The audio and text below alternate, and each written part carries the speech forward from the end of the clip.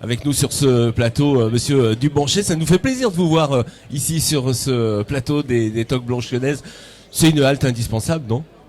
Le patron de Sierra Lyon ne peut pas s'arrêter sur le stand des Toques Blanches, voilà, pour rendre hommage à cette formidable association que je suis depuis très très longtemps, depuis des années. Je suis en plus régulièrement invité par le président Marguin et par les membres de l'association. Non, mais c'est un travail de fond qui est fait, je trouve formidablement bien par l'association, qui a quelque chose d'unique en France, sans doute dans le monde, il n'y en a pas beaucoup qui réunissent autant de chefs. Donc voilà, je viens rendre hommage à cette association. Alors non seulement les chefs, mais ça s'ouvre de plus en plus.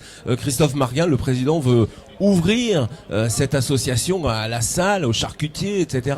Ça, vous pensez que c'est une bonne chose justement pour la gastronomie française? Mais je pense que Christophe est toujours un peu précurseur. Oui. Il a ce recul-là et il peut pas y avoir de cuisine française, de cuisine mondiale, internationale, sans l'intervention des gens de salle, sans l'intervention des métiers de bouche, sans tout ce professionnalisme-là. Et donc la cuisine seule ne peut isolée n'existe pas. Ouais. Le cuisinier seul, isolé, ne peut pas exister. Il est toujours en connexion avec tous les métiers autour de lui. Donc oui, il y a une logique à accueillir ces grands représentants, jeunes représentants des métiers de bouche et des métiers de la salle et d'autres. Et je suis sûr qu'il y aura peut-être des vignerons un jour ou l'autre et oui, peut-être même des producteurs, des agriculteurs. Enfin, je pense que c'est important de faire rentrer le maximum de monde dans une association comme ça. Vous pensez que c'est ça l'avenir justement de la gastronomie, c'est de mélanger un petit peu tout ça? Moi, ça fait 20 ans que je me bats, d'abord en tant que patron d'Omnivore et aujourd'hui en tant que patron de Sierra Food et du Sierra, pour justement avoir des plateformes les plus larges possibles. C'est des plateformes intégrantes, c'est des plateformes qui rassemblent, pas qui divisent. Et donc je pense que tous ces métiers-là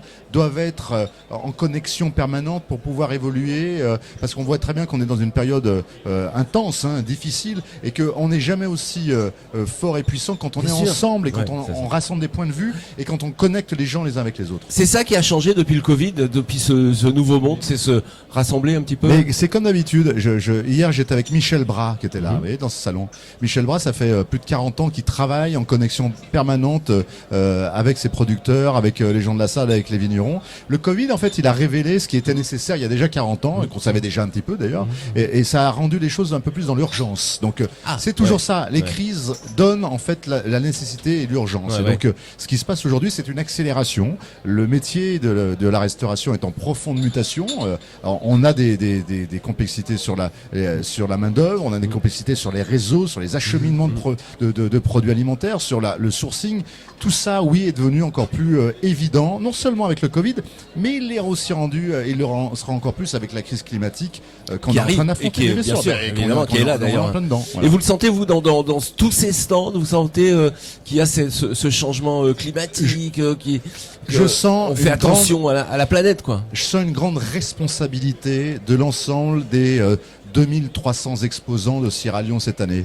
Je veux dire que je pense qu'il y a une majorité aujourd'hui d'entreprises qui ne peuvent pas faire autrement que de se poser des questions sur le développement, sur la responsabilité, sur la nécessité de sobriété énergétique, de ressources humaines, etc.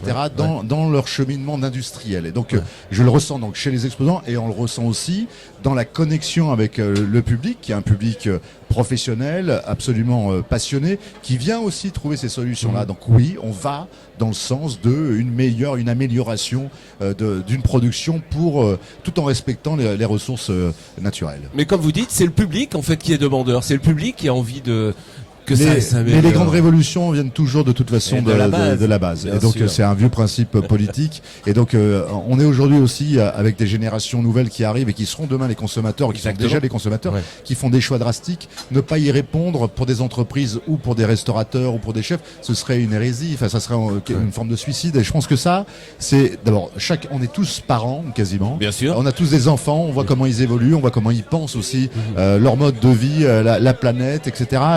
Et ne pas suivre nos enfants, c'est quelque part se nier. Oui, et puis il y a aussi ce recyclage. On le voit aussi dans le monde de la restauration. Oui. On fait attention et rien n'est perdu en fait. Ce zero waste qui semblait comme ça une forme d'hérésie, mais qui en même temps est le principe même de la cuisine. Quand vous y songez, c'est une évidence aujourd'hui. Et puis de toute façon, c'est déjà une base légale. Elle sera de plus en plus coercitive. Ouais. La nécessité de recycler et évidemment d'organiser chaque jour tout ce qui est excédent alimentaire, etc. Et tout ça, c'est nécessaire. Tout recycler, et c'est devenu, bien sûr. oui. Ouais, et donc, mais c'est le bon sens et c'est en même temps aujourd'hui une obligation légale. Voilà, en tout cas, je sais que vous êtes très pris. Merci d'avoir pris quelques plaisir. Instants ici sur le plateau des Toques Blanches. Bravo pour ce que vous faites et vive les Toques Blanches pendant Sierra Leone et en dehors de Sierra Leone également. C'est toujours un plaisir. Merci à vous. Merci.